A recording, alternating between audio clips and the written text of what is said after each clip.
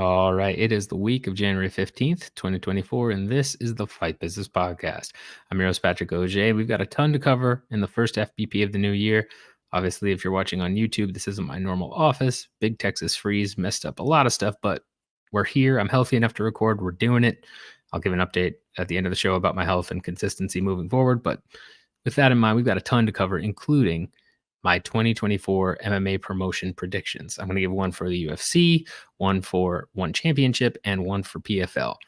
Then we're going to break down the state of ESPN. There's been a lot of changes there. There's a new ESPN NFL deal. I'm going to talk about how that might actually affect UFC media rights, even possibly WWE rights and TKO as a whole. Then we will discuss the current state of the antitrust lawsuit. There have been some updates there, including some attention from some investment analysts that are affecting TKO stock now. Lots to unpack with that, and some new documents that have released. A ton of documents that got released around Christmas that I've not sifted through completely, but there's been some good tidbits we need to talk about. Lastly, we are going to talk about one championship. Several articles came out over the holidays around one championship with some great information and just talking about the state of where things are with one. I'm going to dive into that a little bit deeper. It's going to tie back to my predictions, but we'll cover all that in depth for the last segment of the show. With that in mind, timestamps at the bottom as always, and let's go ahead and dive right in. All right, first thing we're going to talk about here is my 2024 MMA predictions. My last year's predictions, I had trouble going back and finding them, to be honest. I know a couple. One was about one championship, which when we talk about one championship, I'll get to. But, beyond that, I'm keeping track better this year. I'm writing it down, making it a whole thing. I did have, not that I didn't write it down before, but all right. So first up, we're going to talk about my 2024 MMA promotion predictions.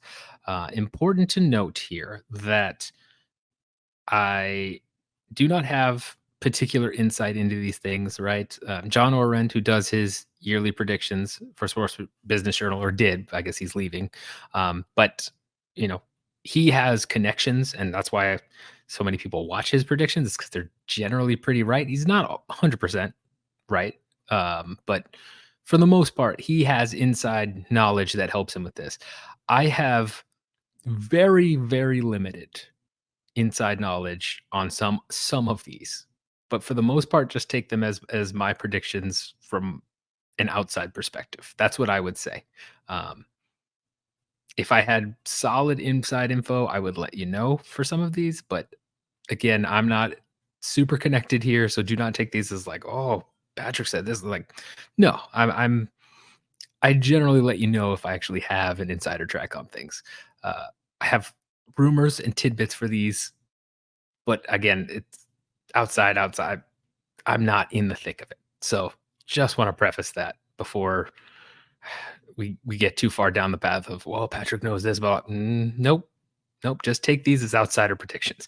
So with that in mind, first up with this would be the UFC prediction. There's been a lot of speculation on media rights and where UFC media rights are going to go. John Orend is predicting that UFC rights are going to go to ESPN.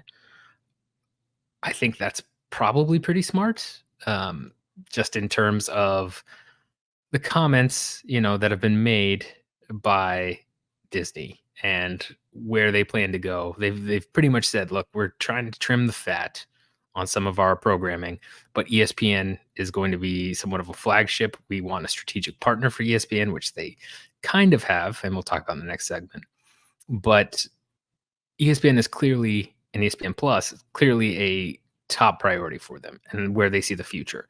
So re-signing something like the UFC, which was so critical in getting so many ESPN Plus signups, and is still critical in terms of viewership on that platform, I think they're going to make a strong bid.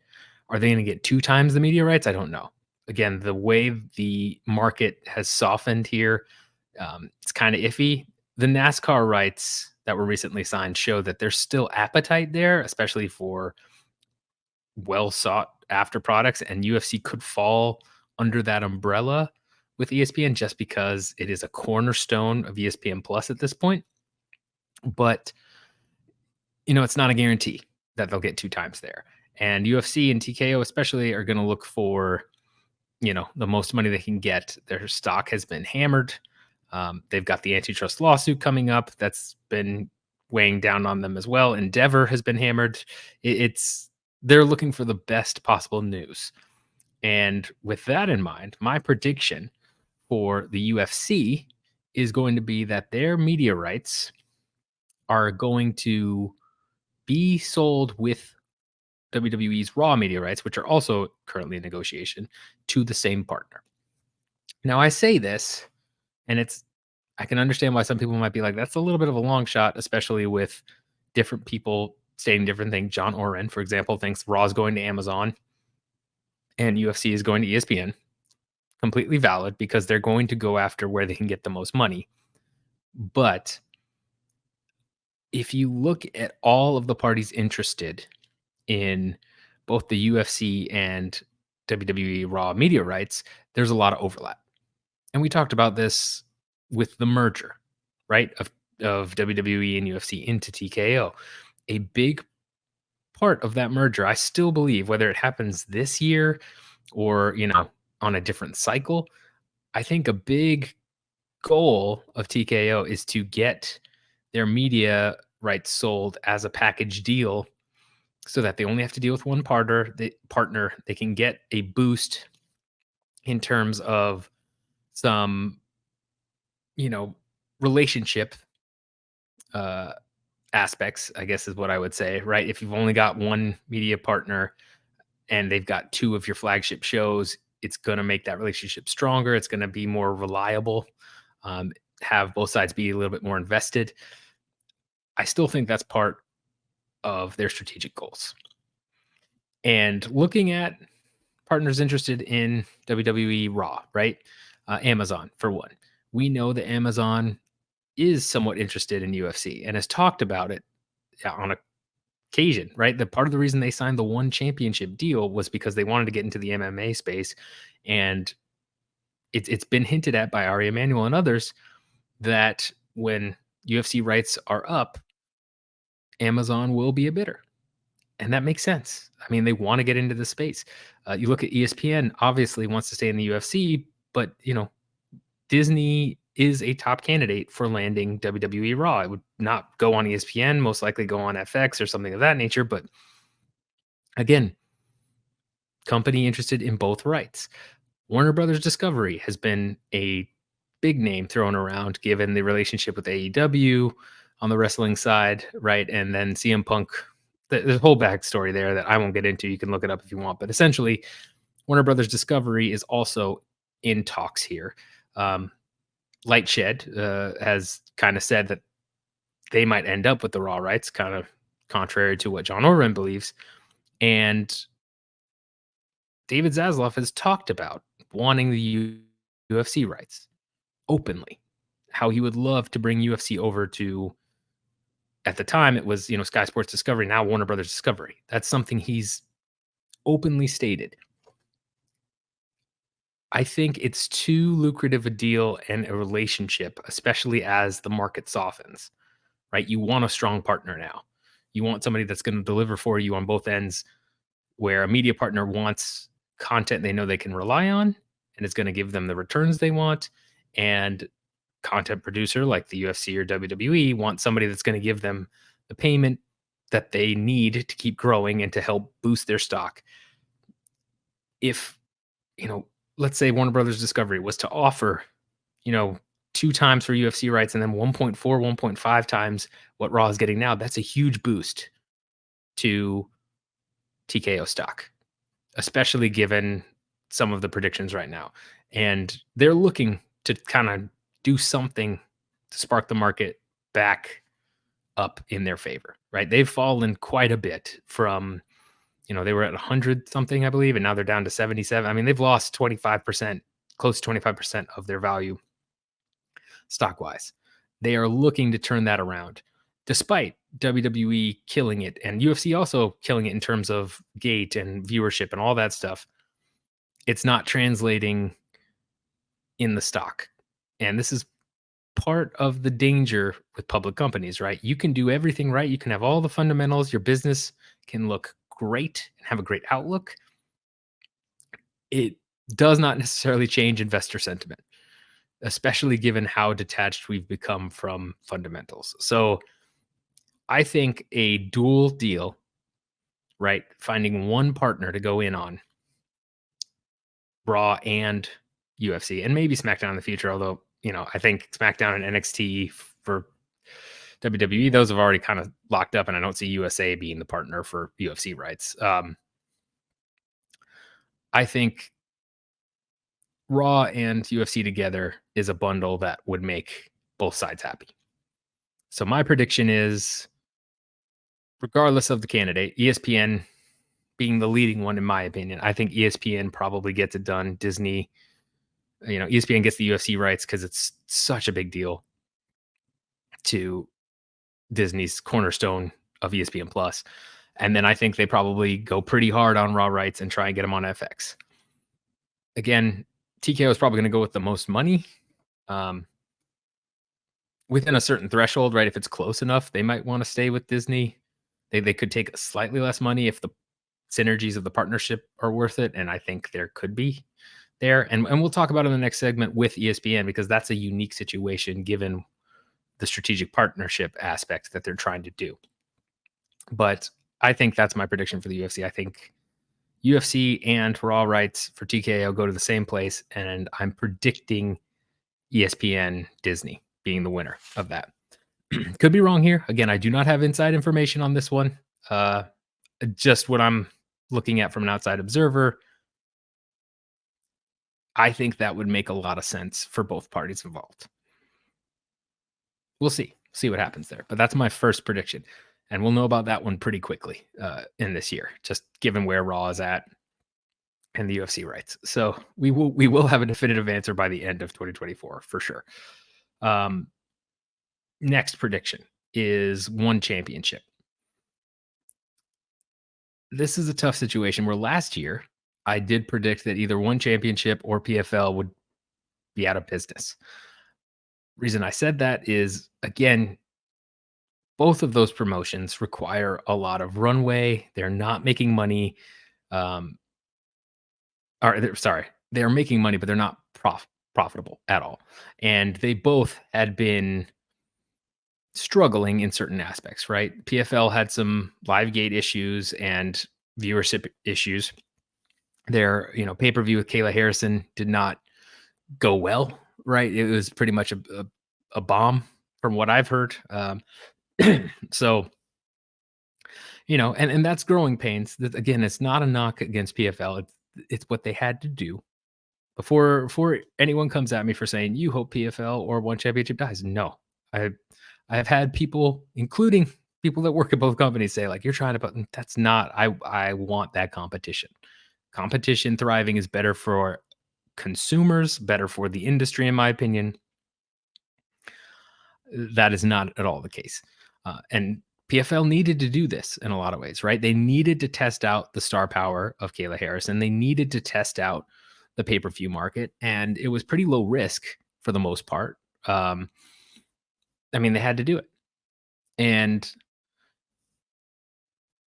they still, despite things not going their way in that arena and some of the viewership issues, their overall viewership was up.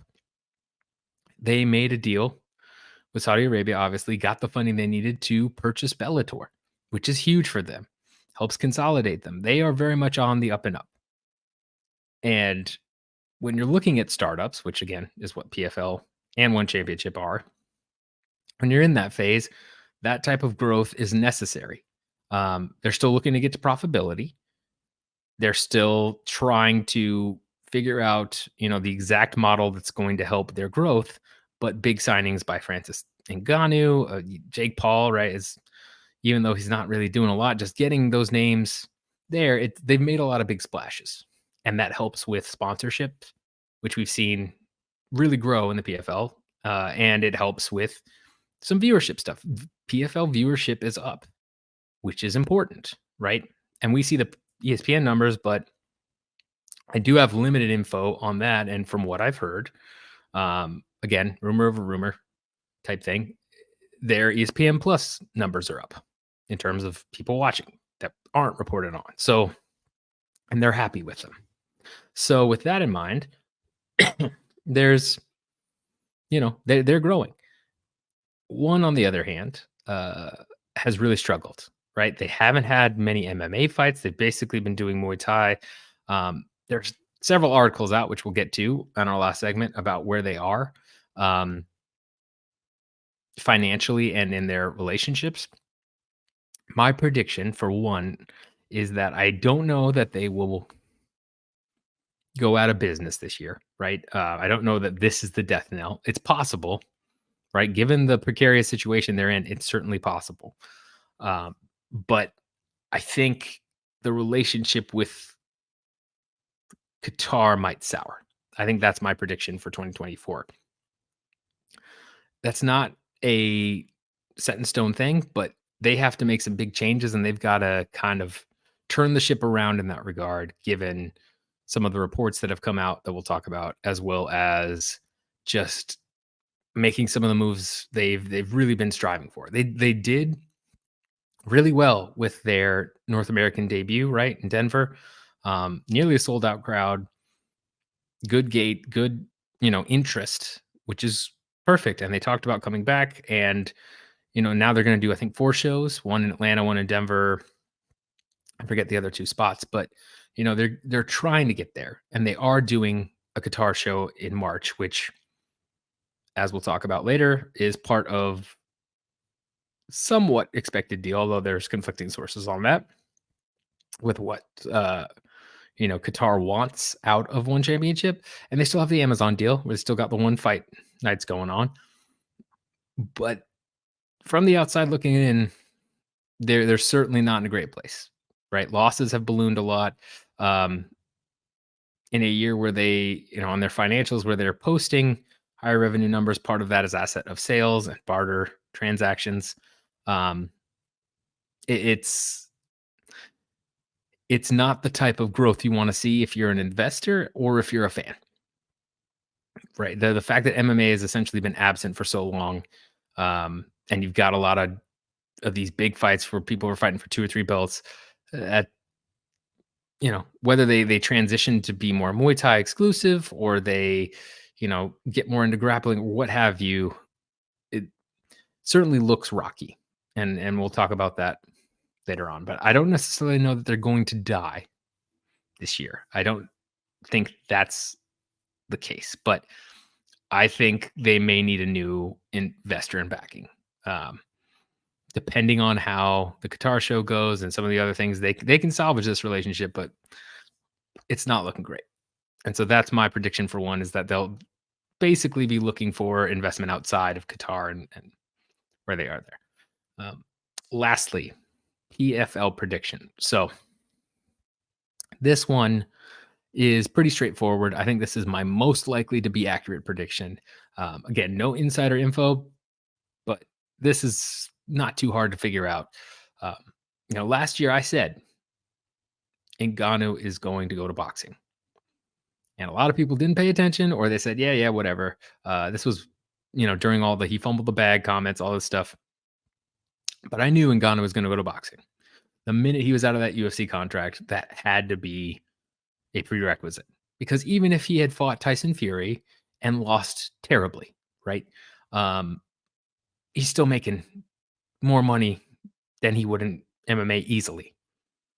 A lot of people say, like, oh, these MMA guys going over the boxing, they're not doing well. It's not that lucrative. It's super lucrative for them compared to MMA, or at least as lucrative, right?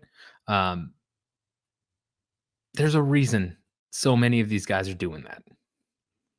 There, there's a pretty clear reason that you've got Masvidal, Diaz, Ben Askren, Tyra Woodley, all these guys going over into boxing, and Ghana going, like, they're making far more guaranteed money. And yeah, maybe they're not doing super well, but it, you know, they're having 1 or 2 fights and making their entire UFC salary or career salary. Like, that's crazy. Um, that being said, Ngannou versus Fury, right? I don't think anybody expected Ngannou to do as well as he did. He arguably won that fight. It was a split decision. And if it had gone, I had it for Fury by 1 round, but if it had gone the other way, I wouldn't have been shocked, right? I mean, he got a knockdown on Fury, and Fury like hit him a couple times, but I mean, Ngannou was never in trouble. He just got slightly outboxed, and I mean slightly. If Ngannou wins 1 or 2 more rounds, I mean, he knocks off Tyson Fury. That's game changer. But the fact he did so well, even he's never going to go back to MMA. At least while the boxing well is as full as it is, right? That runs dry. Of course, he'll come back. But he's fighting Anthony Joshua now, and if he gets past Joshua, he'll definitely end up fighting Fury. I mean, that's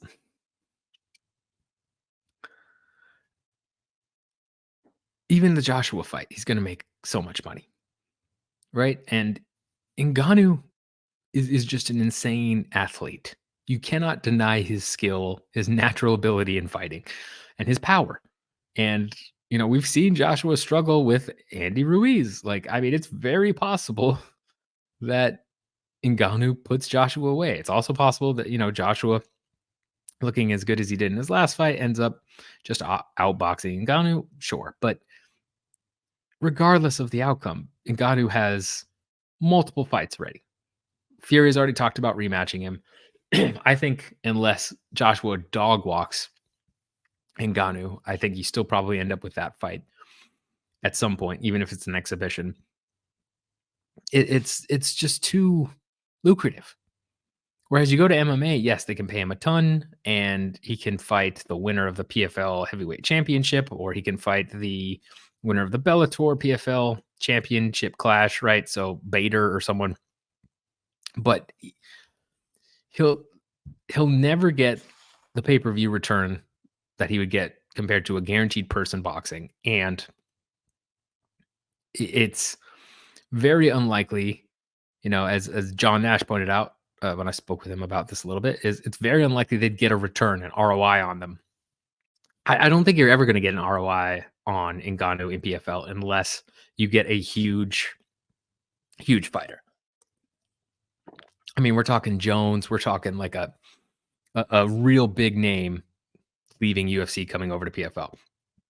And I just don't see that happening with the way contracts are set up and all this other stuff. I don't think you're going to end up getting a real money ROI. You're going to get a lot of marketing. You're going to get viewership that hopefully converts, right? That's what PFL is hoping with the Ngannou signing. And it's possible, Nash pointed out, which I can see, I've warmed up to the idea, right, that they just wanted to sign Ngannou. He's never going to actually fight, but they wanted to sign him because he's a big name and makes a splash, gets eyes on the product.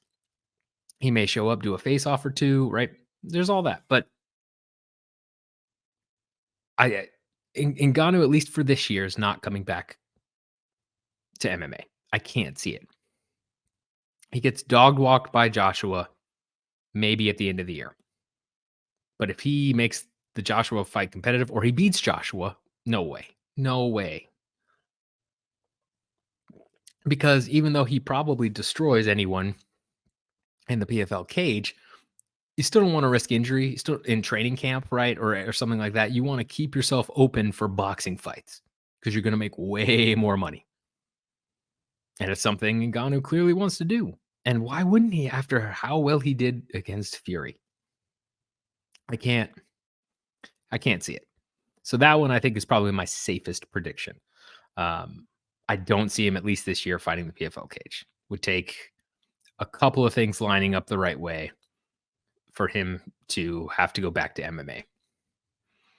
And if possibly if he beats Joshua, or if, something happens and they're trying to do the Fury fight again and Fury can't fight until like late next year. Okay, sure. But I don't see it. I just don't. Those are my 3 predictions. So again, I think UFC and Raw media rights go to the same partner. I'm guessing ESPN and Disney. So FX or whatever Disney wants to put it on. One championship needing a new investor outside of Qatar by the end of the year. Again, hope I'm wrong on that one, but that's just what I'm seeing. And then Ngannou doesn't fight in PFL this year at all. I think he sticks to boxing. So let me know what you think about those predictions. If you agree, disagree, let me know in the comments. I'd love to chat about it, hear your guys' perspectives. Because yeah, I just don't. I don't. At least for the Ngannou one, I think that's safe. The others, we'll see. We'll see. We'll see where things are. We'll see where they end up. All right. Next up, I want to talk about some recent dealings ESPN has had and where they're looking to go and how that might affect the aforementioned UFC rights and to an extent raw media rights, although that's less of my beat, but could affect them both. So the story that I'm looking at here is from the New York Post, Andrew Marchand, uh, who states that the ESPN and NFL is in advanced talks on agreement that could give league stake in TV giant. So, from the article, ESPN and the NFL are in advanced talks that could result in the league taking an equity stake in ESPN, the Post has learned. As part of the potential agreement, Disney owned ESPN would take control of NFL media, which includes NFL Network, and the league would receive equity in ESPN. This helps ESPN align with its goal, as the article mentions, to move to direct to consumer by 2025. So they're looking to essentially get rid of their cable bundles and offer everything through ESPN Plus or a direct, streaming option, right? So you could get NFL Network, NFL Red Zone. NFL Media includes what does it include here? It includes NFL Network, NFL.com, Red Zone, which is a big one, NFL Films, and NFL Plus. So that is a big deal for a lot of reasons, especially with ESPN trying to go direct to consumer by 2025. They could move that up, but that's their goal. From the article, the NFL has been trying to unload its network for years now, and its recent talks that resulted in its 110 plus $billion deals with ESPN, Amazon, CBS, Fox, NBC, and YouTube. The NFL searched for a buyer but was unsuccessful. At this point, though, these talks are serious enough, according to the article, that the Players Association has been notified, which they'll need to be involved because my guess is, according to the collective bargaining agreement between the two, they'll have to accept this deal, right? And essentially, it would allow for an alliance where ESPN already covers NFL heavily, but it would intertwine the two quite a bit more. Now, this ties back to Bob Iger's statements last year, where he is trying to find a strategic partner for ESPN. He wants to keep ESPN. He thinks it's a cornerstone of Disney programming going forward, but he wants a partner to take some equity, to have a little bit more skin in the game to help bolster the network. Right? ESPN has had a lot of trouble for quite some time now in terms of, profitability. Not let me rephrase that. Not profitability, because as we know from recent news that came out, I mean, ESPN is making tons of money, but ESPN Plus has really driven up costs, and that switch from cable to direct to consumer is not going probably the way that Disney expected. That was part of the reason Bob Chapek was removed in that Sunday night Succession style fashion. They are looking to make that transition as smooth as possible, and given how much money ESPN makes, they do not want to lose a lot of that revenue, right? They want to keep as much and grow as much of that as possible. And all streaming services right now, ESPN Plus included, are not profitable that I know of. Yeah, maybe Netflix. I have to double check on Netflix, but most streaming services, the majority of streaming services are not profitable. ESPN Plus is included in that. So why am I bringing this up on an MMA podcast? Well, here is a piece of the article that caught my eye and something that could, in fact, affect TKO and the UFC moving forward. There have been talks with MLB, NFL, and NBA. And this is something that CNBC reported on back in June. It looks like the NFL has moved to the point where, again, they're notifying people.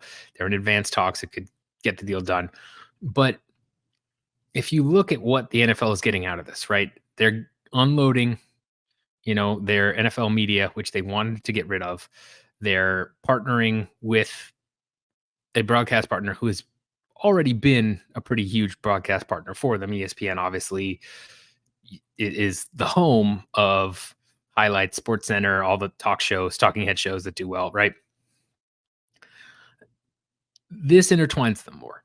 And it leads to an entirely different relationship if NFL gets equity in ESPN.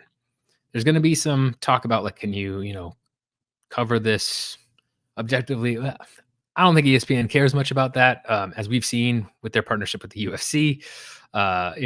Objectivity is not their strongest suit, even from their own writers. We've heard that. Yeah. So I mean, is what it is. But in terms of the change in relationship, right? Let me just paint this picture as clear as I can. When you have a media rights deal, say the UFC and ESPN, right? You ink that deal. In this, the first case was what, 7 years, 5 years, 7 years. And the minute that deal is signed, the relationship becomes about maintenance, very bare minimum maintenance, making sure everybody's, happy and nobody's going to, get angry enough to pull out of the deal. And it becomes about signing the next deal. The minute that 7-year deal is signed, as the UFC, you're thinking, okay, how do I get the numbers I need? How do I get the, relationship to a point where we can get even more money on the next deal? And it's a very superficial relationship. UFC doesn't care that much about ratings, doesn't care about pay-per-view buys to a point. They want to get as many as they can so they get that little bonus, but they don't care as much, right? They have that steady revenue. They have that locked in so that they can take care of their costs and think about other products and growths into new markets to get other media rights deals and sponsors. But I mean, the minute that deal is signed, media rights deal is signed, they're thinking about the next media rights deal. Occasionally, and in the case of the first ESPN UFC deal, right, you look at exclusive, pay-per-view partnership, right? And, kind of add-ons, upsells in a way to increase the relationship. But for the most part, it's just, okay, we're on to the next one.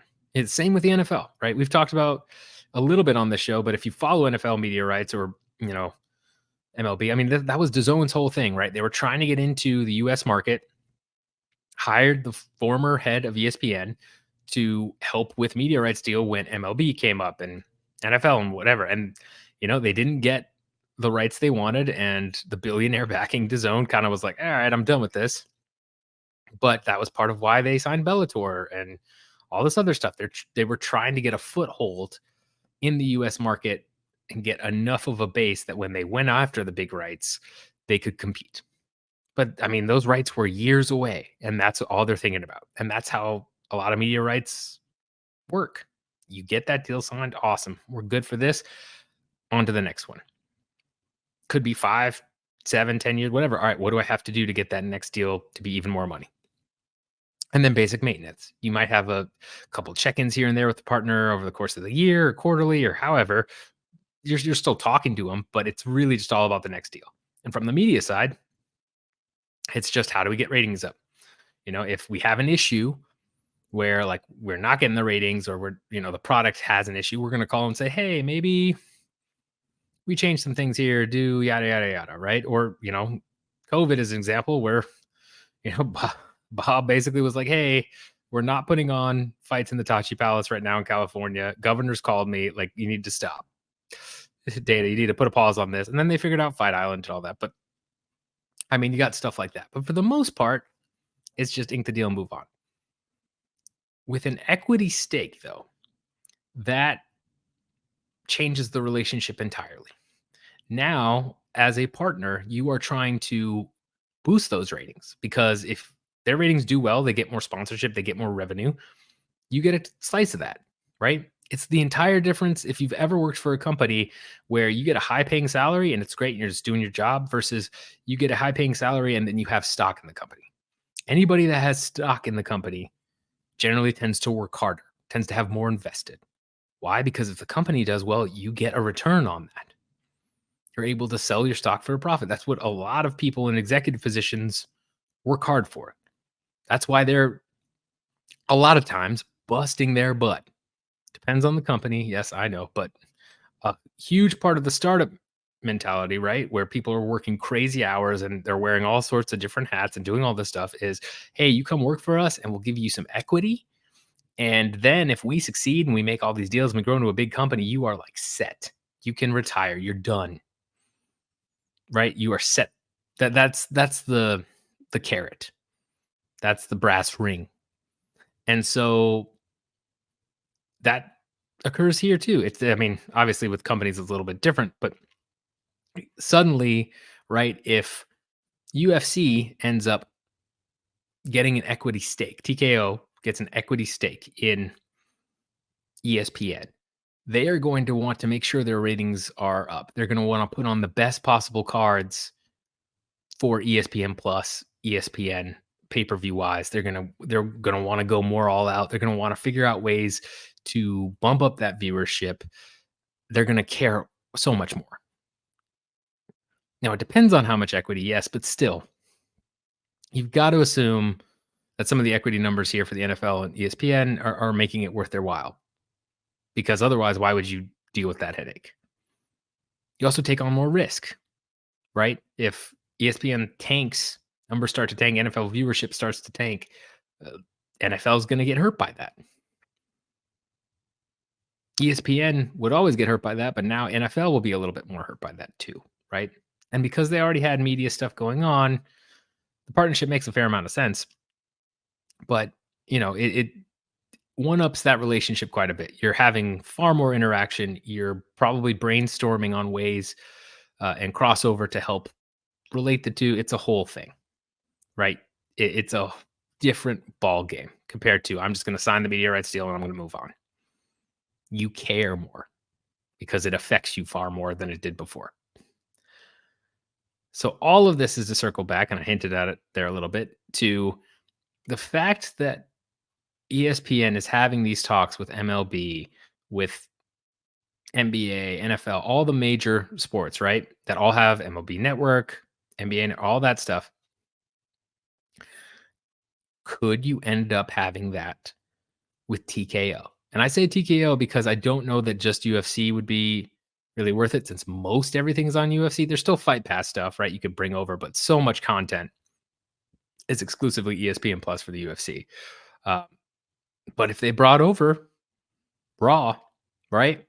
And WWE media rights, and then you brought over a lot of stuff that's on Peacock and the library there, that adds a whole bunch of content to ESPN Plus that gets a younger skewing audience or to watch your shows. And then, at the end of Raw, you get a 5-minute run over, and then all of a sudden there's a Sports Center's on, or there's some sporting event that's on where they're younger people, maybe they're get into it, right?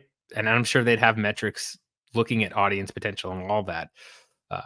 And it makes more sense that the talks are reported with NBA, MLB, because you're more likely, if you're into sports in general, you're more likely to continue on that path. But you could hypothetically look at TKO getting an equity stake. Now, that is a very, very big hypothetical. Depends on a lot of things. First of all, is ESPN looking for more than one partner? I don't know that they're looking right now. But the fact they've had talks with multiple sports, despite NFL kind of being the winning sport, if it works well, right? If NFL gets an equity stake, their synergies and partnership ends up resulting in bigger viewership for ESPN, better sponsors, NFL is getting more money out of it. Wouldn't be surprised if all of a sudden MLB, NBA, these other, sports are kind of looking at resparking those talks. ESPN, for one, though, has to decide how much equity it's going to give NFL, which we don't know based on these initial reports what the equity stake is looking like. That's a huge piece of it. And we don't know if they want multiple partners, right? If I'm ESPN, if I'm Bob Iger, I could easily see trying to get the big four, MLB, NBA, NFL, NHL, maybe, but at least MLB, NBA, NFL, um, at the table for small equity stakes because that's really the heart of ESPN coverage, right? Um, and getting them more involved and making sure that they're delivering their best content so that they receive the equity kickback makes a ton of sense. But, that's also dealing with three separate sports and, more cooks in the kitchen, even if they all have lower equity stake and you're still controlling it all, which Disney, is going to still have all the control at this point. You'll just have a couple of people at the table. More cooks in the kitchen always complicates things. So, does ESPN even want that? And then outside of that, right? These are big, really big leagues with lots of money and viewership that dwarf, most other sports. Um, so then you look to UFC and WWE, right? Do you even want to bring them to the table? That's a different ballgame. WWE sports entertainment is a scripted show, right? It's got a little bit, of a different feel, obviously, a different audience than a lot of sports. Do you want to bring them to the table? UFC, you already have a great partnership with. And again, you're more than likely going after UFC aggressively to get their media rights. But do you want to end up giving some equity there? And again, it would be to TKO, not to just one or the other. It would definitely be a dual deal, which goes back to my prediction. If ESPN gets UFC and FX gets Raw, I think this makes that scenario a little bit more likely. But yeah, I mean, it would change the relationship where UFC would definitely want to be putting on better cards and be looking at viewership more closely and how it affects ESPN. I'm sure they would get a bunch more promotion on ESPN because they don't get a ton right now. They do get some, of course, but not, they have coverage of it, but it's not like an everyday thing by any means. Right. Which you have Stephen A. Smith talking more about UFC. I mean, and I know that's making some people roll their eyes, and I get it. But would you have some of the talking head shows getting more involved in covering UFC to try and get more viewership that way? Would you have more clips on Sports Center or interviews with Scott Van Pelt? More shows like 30 for 30, doing UFC backstage stuff. There's lots of options there. Um, Same with WWE, right? Again, different beast because it's scripted, but you could still talk about it. They've done that, right, with the Fox shows that they had the FS1 shows and stuff like that. You could still have that analyst talking head type thing. Definitely doable. I mean, they're doing it right now on Peacock. This could happen, especially if Iger's looking for multiple partners.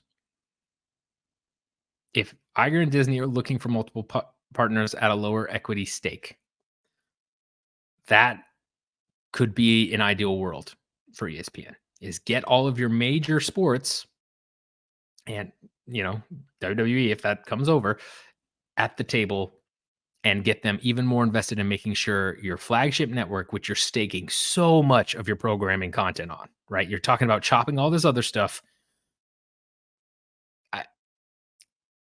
Getting them and all of your partners invested even more is not a bad call.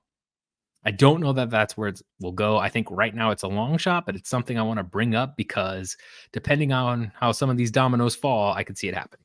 I think the fact that Disney is buying out Comcast to buy Hulu is step one, right? Because then you're looking at content for Hulu, for FX, for some of these things, right? FX usually goes to Hulu the next day. And you've seen some crossover there already with some Disney Plus things being on Hulu and vice versa. Like, I think that is the small step one that could, of course, could be totally unrelated, but could be, step one in getting this done. Still a long shot.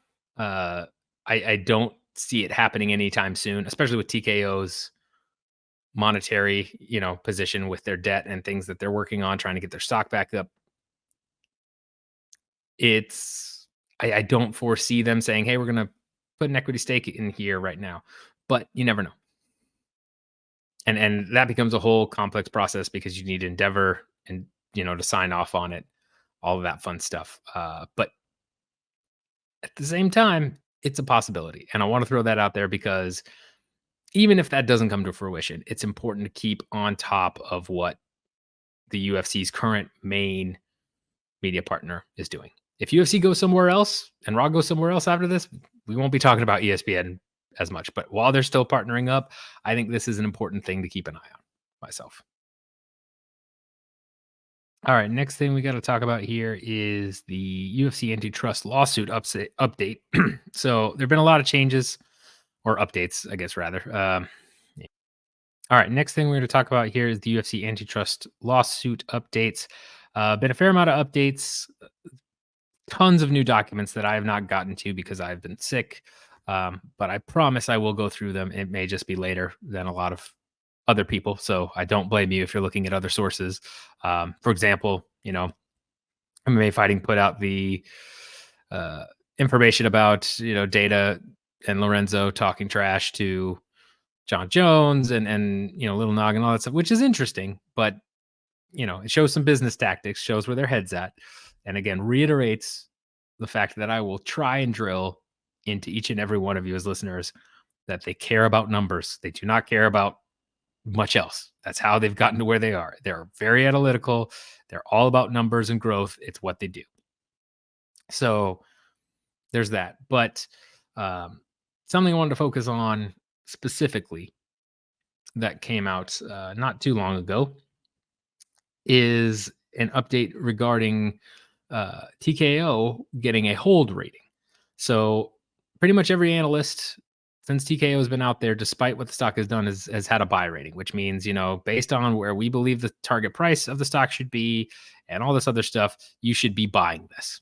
If you have money and it's a stock we recommend that you buy. But TD Cohen, which is an analyst, and this comes from Bloomberg, has now downgraded that to a hold. So from the article, TD Cohen, unimpressed with the sports entertainment company's performance and concerned about its legal troubles, kicked off coverage on the owner of World Wrestling Entertainment and Ultimate Fighter Championship with a market perform recommendation, the first non-buy equivalent. So, I mean, it's an equivalent of a hold rating. They have different depending on the investment analysis or analyst. You got sell, buy, hold. You got perform, outperform, underperform. So this is the equivalent of a hold.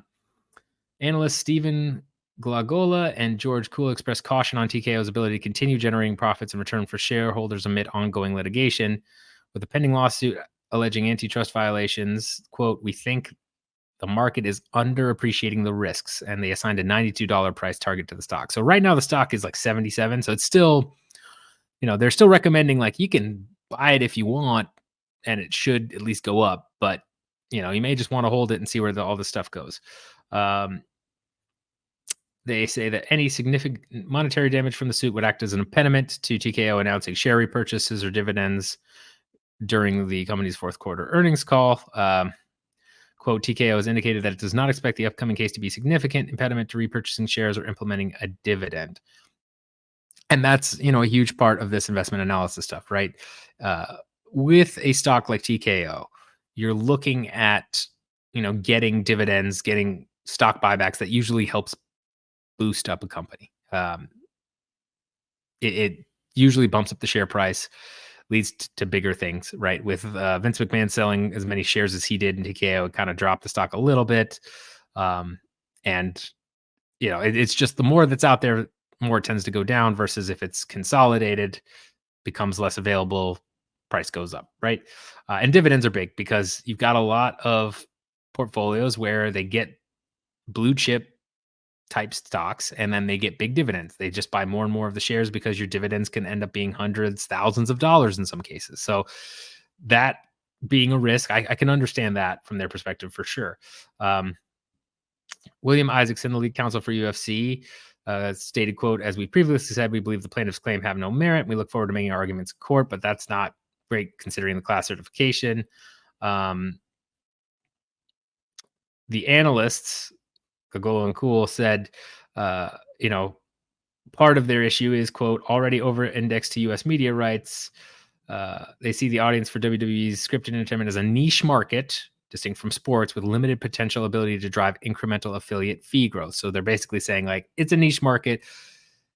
It limits the ability that you're going to get two, three, five times, right? There's only so much ceiling uh, on this thing. So, you know, when you're looking at the performance of TKO, it makes a lot of sense. Where somebody would end up switching into a hold, especially given the antitrust lawsuit, because you're at a place where injunctive relief is gone. That's another update I don't know if we've talked about, where injunctive relief isn't going to happen. So you're not going to have current contracts from 2017 onward, which I don't know how many are left from 2017, but you're not going to have current contracts affected. So this opening up, allowing fighters to jump ship immediately, almost certainly not going to happen. That will fall under the Lee Johnson, or sorry, the Johnson case. So you got, Lee up until 2017, and then now you have Cage and Johnson suit beyond that, and that one is looking far less favorable for the plaintiffs, whereas Lee still got some legs under it. Obviously, you got antitrust certification, you got a lot of motions denied. Judge Boulware certainly seems to favor the plaintiffs in this one so far, and you have the appeals court denying it, which again I did not see coming. So those are all big things, and with the trial date set for April 8th, that's important too. I've said this multiple times. People are kind of dismissing it when I say it, but I'm telling you, you've got WrestleMania the weekend before and UFC 300 the weekend after, and you've got April 8th right in the middle of those two major events for and UFC TKO's brand, right?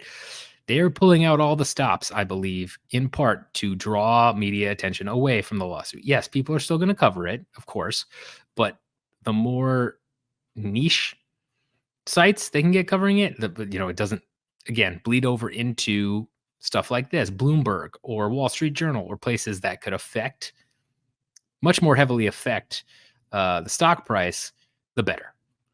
And I've had people tell me, "Oh, well, they're going to cover it anyway." It's yes, but if you look at the last time the stock took a big hit, part of it was Vince McMahon allegations coming out again. I believe it was in Rolling Stone or somewhere like that, where again those had already been out there for a while.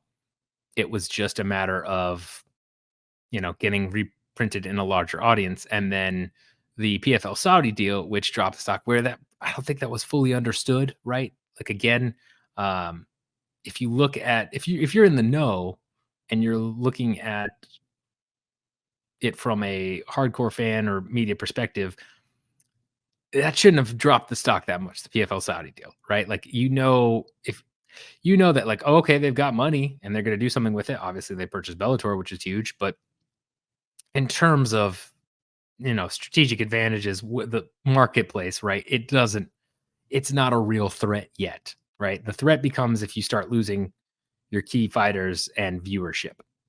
Neither of those have happened for the UFC. So the fact that that caused the stock to drop, those two things as much as it did, again, says to me that you've got outside sources with a wider audience. Think of it just like a casual audience, right? Um, that don't fully understand what's going on, and so that's part of what TKO is trying to do with this, right?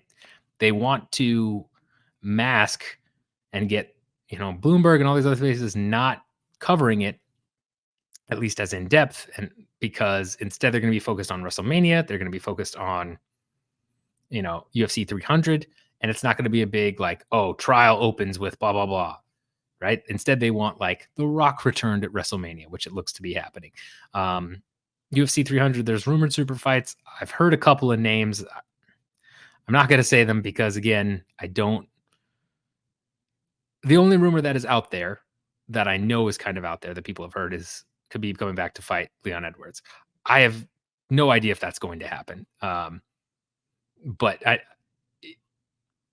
it wouldn't shock me if part of the reason they moved McGregor Chandler to International Fight Week is because they're trying to throw money to make a bigger super fight. And I still believe that a big reason they're trying to do all that is to take attention away from the lawsuit kicking off. There's still going to be articles about it and stuff, especially down the road, but they don't want focus on it kicking off when there's still,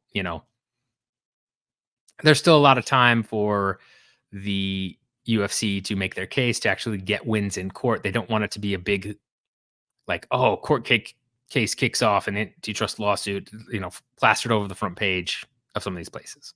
Or if that does happen, they want to be able to point to investors and be like, yeah, that happened, but look at like the crazy money we did at WrestleMania. Look at the crazy money we did at UFC 300. We're fine, right? Because the only threat right now is like that if things go extremely south for the UFC, you're talking about billions of dollars in damages, which could be obviously very bad, right?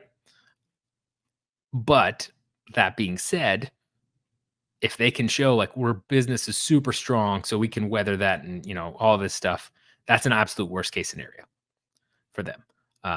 They want to make sure they can point to that.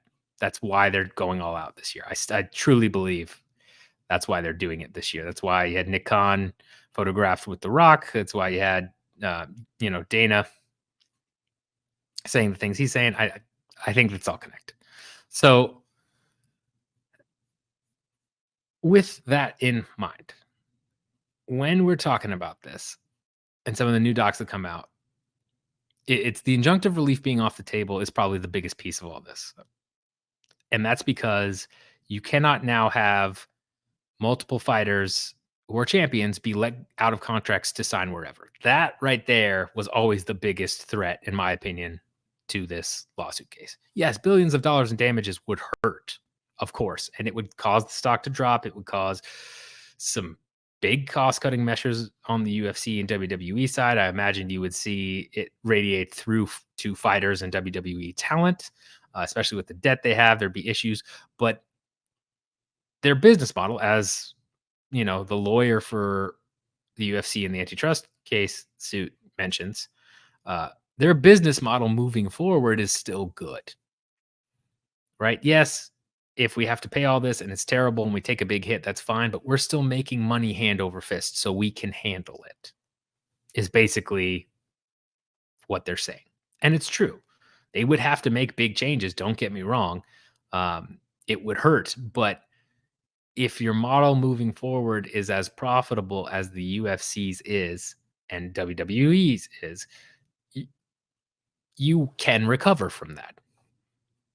May take a while, sure, but like it's not, you don't have to worry about, oh man, how are we going to recover from this? And,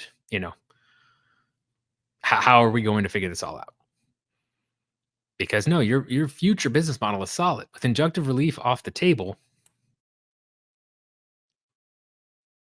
you're talking about writing a very painful check and then moving on and being fine. People, I'm sure, would get fired. Again, there'd be changes, but it's not a threat to killing the UFC or WWE, especially with them combined. I think again, that's part of the reason I believe this merger made some sense from an Endeavor perspective, right? This hedged them in case things went super south with the trial. This is risk mitigation, in my opinion.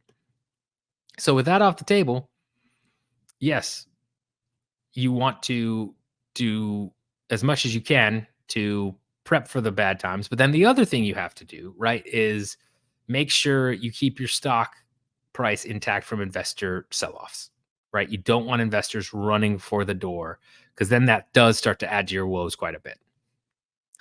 And best way to do that is to shield as much as you can, control what you can control, right? And shield as much as you can coverage of the antitrust lawsuit with these two major events and just touting numbers, saying that your business model is intact, the fundamentals are there, keeping investors engaged.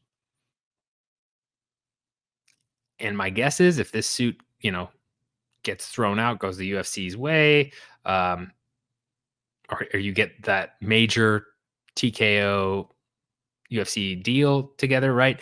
Um, if that all happens, I'm assuming the stock price will just shoot to the moon a little bit.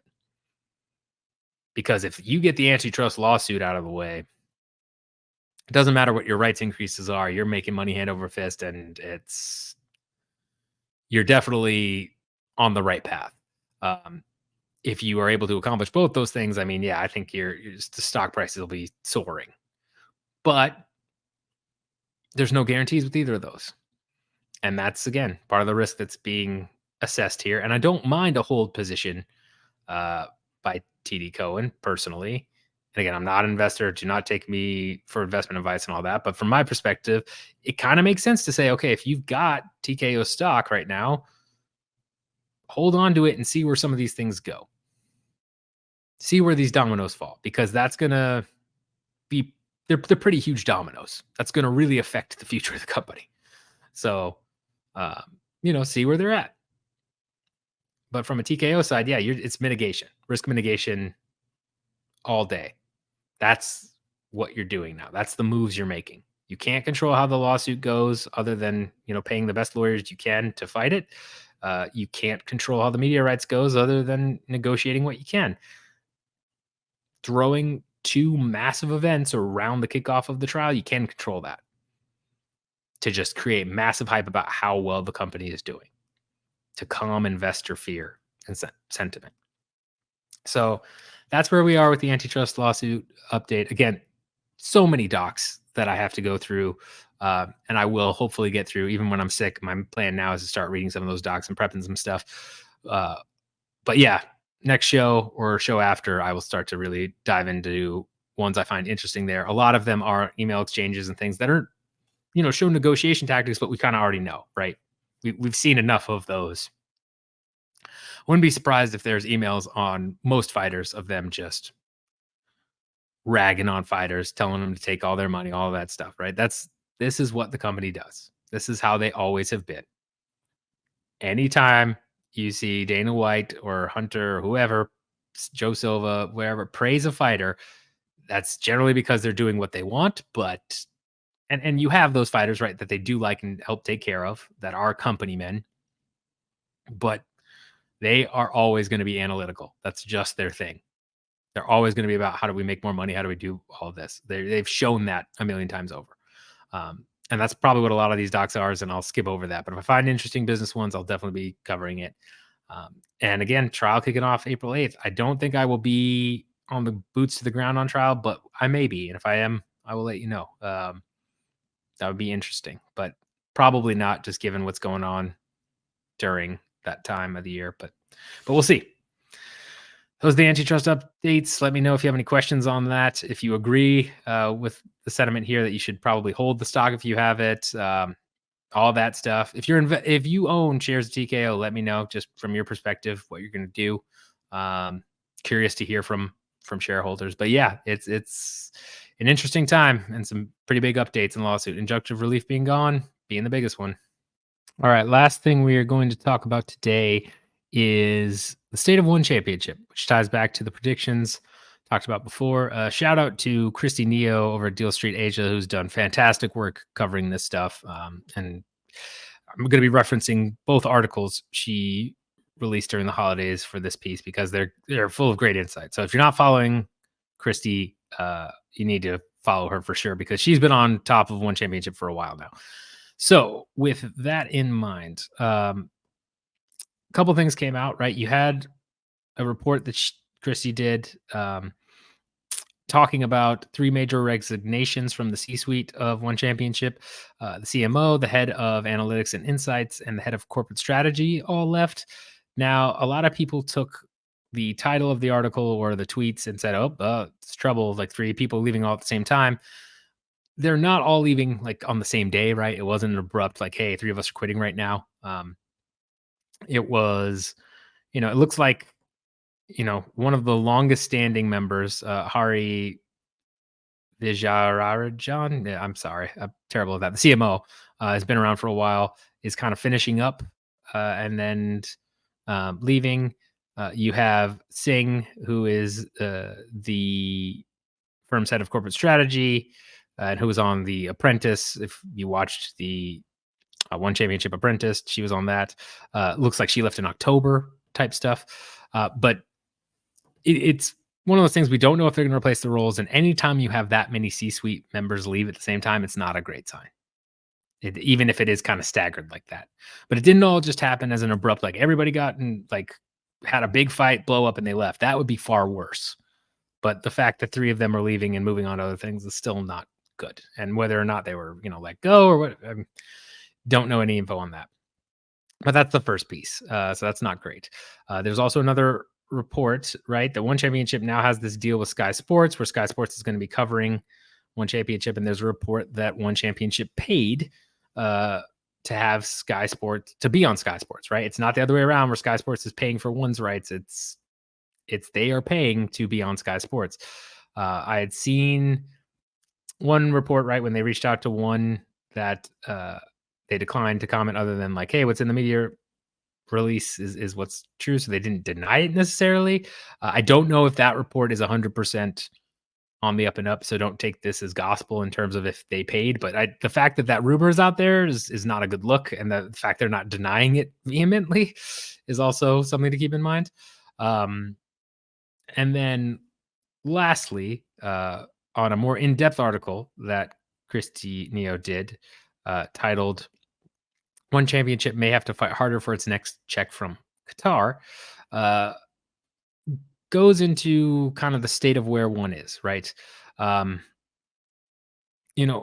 huge part of One and their success has been Chaudhry, Satyadog. His ability to sell is, one of the best I've ever seen in terms of just his ability to sell to investors. And that is a rare skill, right? If you can sell, your product can be absolute trash. If you can sell well enough, you can get money for it. We've seen this happen over and over in private equity. It's one of the most infuriating things about private equity and some of these institutional investments is you've got people who, if I'm an institutional investor for, say, like, I don't know, Microsoft or Temasek or whoever, right? I'm basically given a bunch of money and told, like, go invest these in things that you think are going to make us good returns. It's not necessarily a partnership thing. Sometimes it is, but it's like, hey, try and find something that, will make us tons of money by you just taking this money and investing it. And I guess Microsoft isn't really the real one. You know what I'm saying? Like in terms of these institutional investors, that's really their job, is to just go out and find this stuff, and they listen to pitches all day, right? It's not like they sit there and they have one conversation with one company over and over. They listen to pitches nonstop. They've got to choose from this wide array of options, and being able to convince someone in a short snippet of being like, yes, this is the one for you to put a ton of money in, is a skill, right? The fact that they got Qatar to invest in this is huge. The fact that they've gotten as much money as they've gotten out of Temasek is massive, right? And there are some connections there with some of their board members, of course, all that stuff. But being able to sell like that is a true skill, and you can get a ridiculous amount of money, especially when things are going well market wise, right? In general market conditions, you can make so much money. It's not even funny. But conditions have obviously changed as we've seen purse strings, starting to tighten from the private equity cycle and just where things are. And if you look at One, right, a lot of their profit that they've posted, like according to this article, even though the Singapore-based MMA firm posted a 341 million annual profit in 2020, it was on account of the sale of assets worth 400 million to its U.S. subsidiary that year. So that means that they actually lost 60 or 59 million, right? Like if you had 400 million in sales and you got 341 million in profit, well, you've lost 59 million there. The next year, the losses ballooned to 111 million, despite One recognizing non-cash components like barter as revenue. Sources told Deal Street Asia that one's bankers, which includes Goldman Sachs, advised one that its competitors keep 20% of their revenues as non-cash, justifying the firm's stance on non-cash revenue recognition.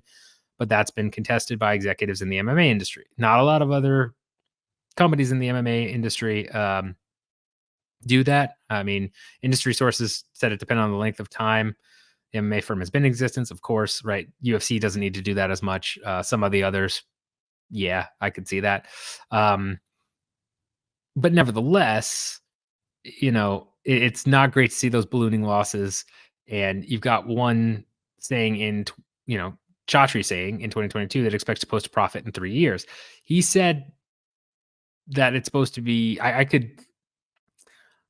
it's not hard to go back and find clips of Chaudhry saying they expect to turn a profit in a certain time frame and missing that mark. And that's fine. That's startups. That's what they do, right? You've got to kind of hit a target goal, but you can't take that as like, oh, we're good.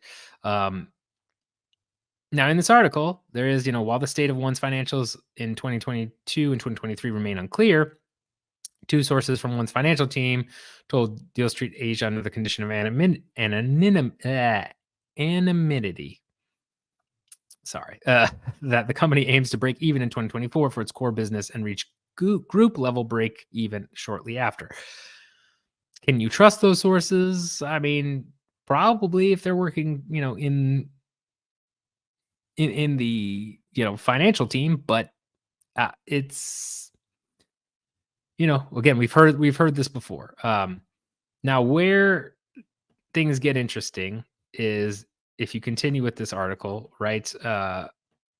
You've got a whole highlight on the fundraising between the Qatar Investment Authority and One. So from the article, sometime between October and November this year, One made a fresh fundraising pitch to existing investor Qatar Investment Authority, QIA. Deal Street Asia reported in what appears to be a bid to keep its MMA dream alive. It's not known how far the QIA was aware of One's financial track record when it first wrote a $50 million check in 2021. However, Deal Street Asia, understands from sources that the Qatari Sovereign Wealth Fund has since been disappointed and even embarrassed with the MMA firm's performance to date. Qatar's tie-up with One made sense back then. Rich Arab state was making efforts towards the World Cup, eager to kind of make itself a sports destination, which we've talked about, right? Like right now, the Middle East is trying to sort out who's going to be the next sports home. Saudi Arabia has made some huge moves, but Qatar obviously getting the World Cup and then doing one championship and some other things. They've been trying to be the sports authority there, and they're kind of in a little bit of a turf war on that with the Saudis. And you got Abu Dhabi backing the UFC. You got Saudi Arabia doing boxing. It's Middle East. I expect in the next 5-10 years is going to be like the new combat sports center of the world. I mean, it's already getting there, right? You've got big names already stating that. You've got pro wrestling over there too, if you want to count that. But I mean, I think, between Live Golf, some of these other things, you're going to start seeing more and more events over there for sure. From the article, an investment into One offered the Qataris a way to check the box on what was and still is a fast emerging but highly niche spectator sport. Deal was led out of QIA's technology, media, and telecom team in Doha and included deliverables such as running at least one show in Qatar per month, according to a former One executive. Quote, the idea then was that One's Qatar show would be akin to UFC's Apex in Las Vegas. These would be shows with smaller seating capacity, but would look better on television because they were easy to fill. But nearly 2 years after, right, that didn't really happen. They finally have it set for March 1st of this year. It was disputed by One's financial team, according to Deal Street Asia, fiercely disputed. So they're saying that didn't happen. No such agreements were made. So you've got some differing views depending on former executives and current members. But they did. Deal Street Asia reached out to QIA for comment and got nothing. And you have The Apprentice. They go into this where The Apprentice, has not done super well yet. Jonathan Kowloon, Global Services, at Global Services on Twitter. I still call it Twitter. I don't care. I'm going to call it Twitter forever. Talking about how it didn't even rank. Season 2 didn't even rank in the top 10 in Singapore, which is not great. And that basically in this article, they state that they basically got enough money from Netflix to cover production, but it's not making a profit. Then the article goes on to talk about Saudi's public investment fund doing live and PFL, um, and basically making their moves, which we just talked about. Uh, and then a very interesting note here is Deal Street Asia understands that one was soliciting conversations with the Saudis as recently as early 2023, but they don't know if any headway was made. So one's trying to get in on that too, right? That might be their new target, especially if the Qatar deal has gone sour.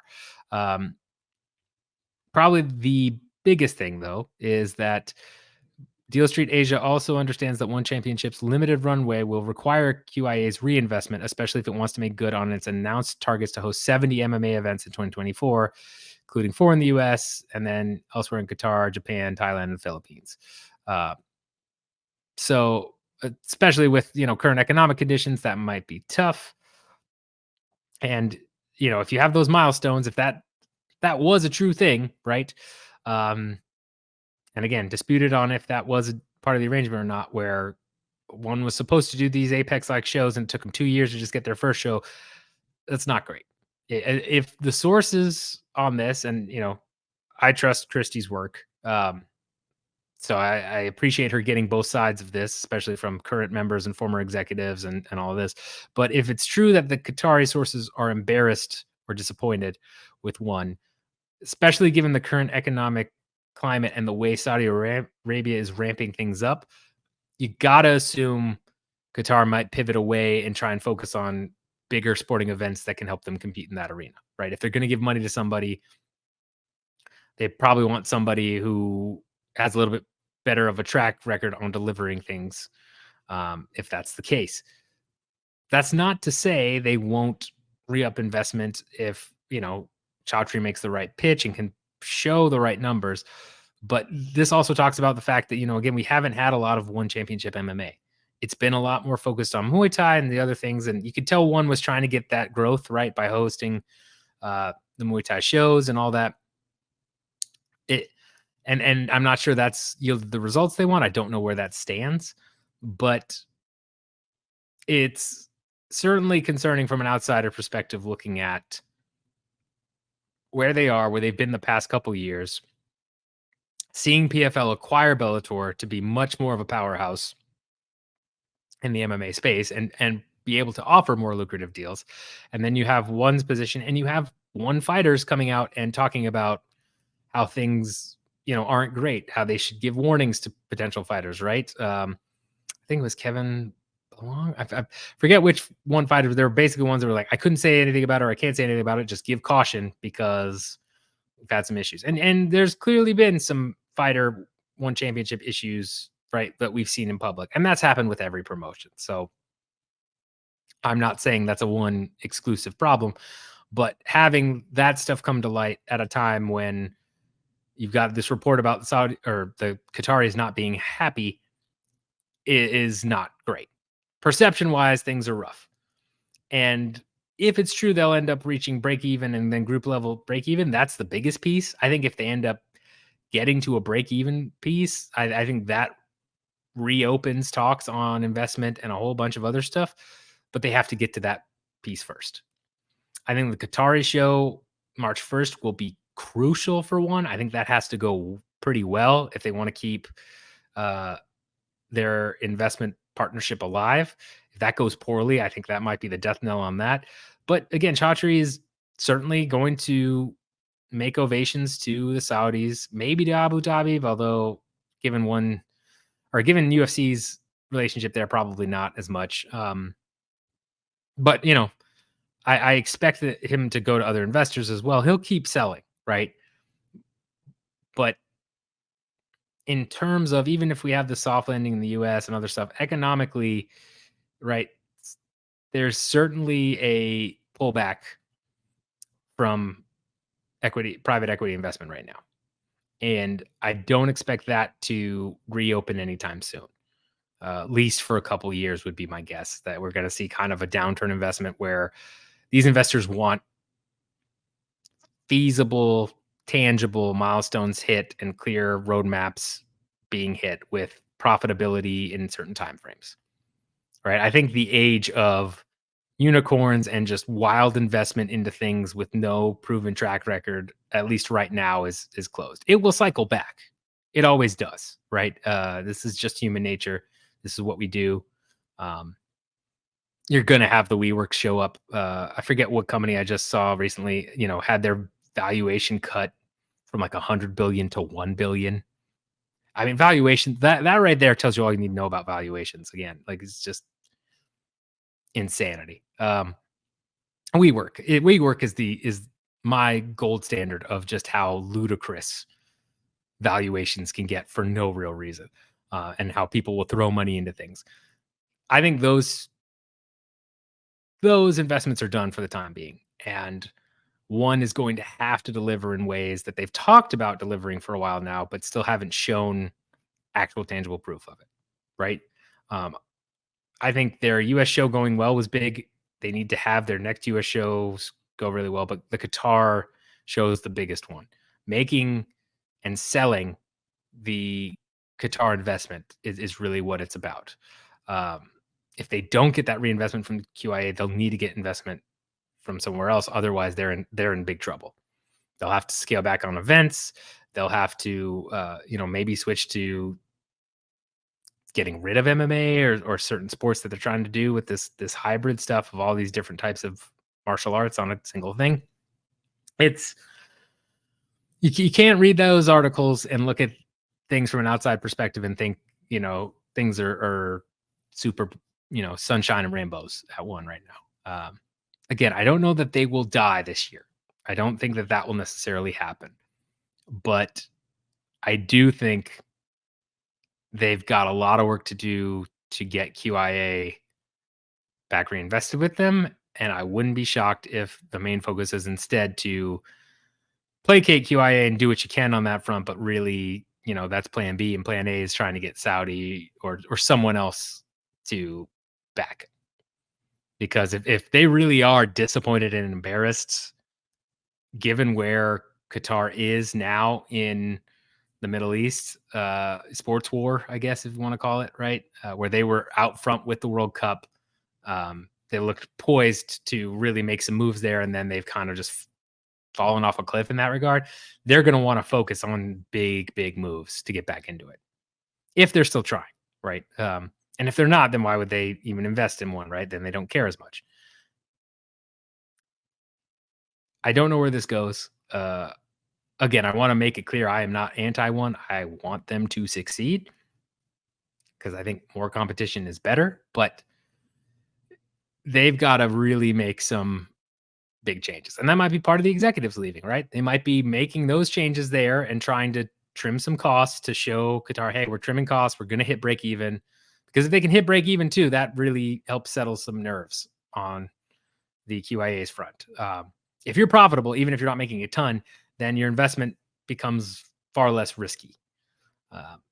If you're in that endless hole of like, hey, I just need 50 million more to get to profitability. I just need 20 million. That's when it becomes, okay, at what point is this a sunk cost? At what point do we cut our losses and get out of this?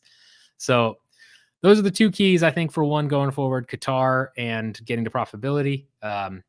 Qatar show, sorry, March 1st. But I don't know. Relationship, in my opinion, might be too far gone. And I don't know that they pull off what they need um, to get the investment they're probably asking for from Qatar, right? The fact that Chaudhry's already made ovations to Saudi Arabia, that might be his new goal. Especially given Saudi Arabia is doing pretty well in that regard, right? Making the moves that it's making to make it a sports epicenter. It may be looking for more content at this point, and that would help check the box. So we'll see. We'll see what happens. I just think the conditions and where everything stands, it's not great for one in Qatar to keep working together. But I could be wrong. Be happily wrong. Let me know your thoughts on it. Let me know if you've noticed, a lack of one interest and shows. Right, like if you're a one championship fan, are you still excited for them?